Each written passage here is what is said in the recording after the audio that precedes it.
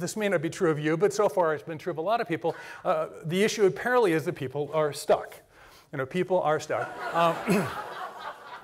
It seemed like a good idea at the time. And they're stuck in what we call, and what science calls, dysfunctional beliefs. Ideas, according to positive psychology, that are either just flat out untrue, or they're not commonly enough true that they're of any generativity to most people, and they get in the way. And the culture is drowning in them. Let me give you a couple. So you're sitting around at the Stanford campus and saying, hey, what are you majoring in? Well, I'm majoring in anthropology with a minor in creative writing. And you all know the next question. What are you going to do with that? See, we absolutely know that. And of course the answer is, I don't know, or really be unemployed or go to business school, right? Now, why is this a dysfunctional belief? It's a dysfunctional belief because, according to the research, depending on which study you look at, somewhere between 5 and 10 years from graduation, 80% of college graduates are working outside their field of baccalaureate study. Be very careful about deciding to let a question be an organizing principle in your life. All questions have belief systems. And before you decide to let a question have power over you, you better decide if you believe what it believes. What are you going to do with that? Believes that what you studied will determine your future. How many undergraduate majors do you think they had at the place you went? For those of you who went to college, how many undergraduate majors did they offer you? How many different versions of a baccalaureate were they selling at the time at your alma mater? Who knows? Want to guess? 50. 50? No, 200? Not even close. No, on average, 35 to 75. Very rare to be north of 100.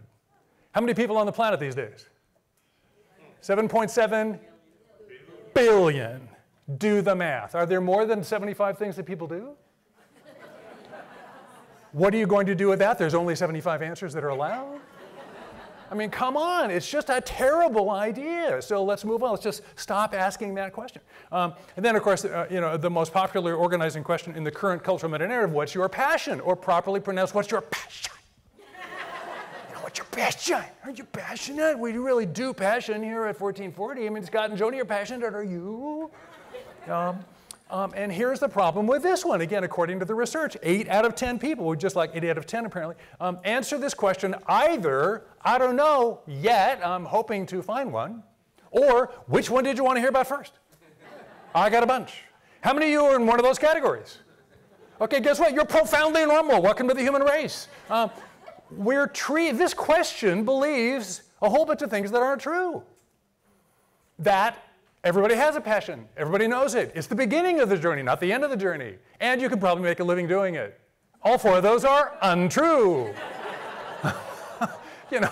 We're treating 80% of the population like there's something wrong with you. Hey, what's your passion? I don't know yet. Oh, that's so sad. Like, what's wrong with you? Nothing. Okay, get over it. So, I mean, we're really good at this bad idea thing.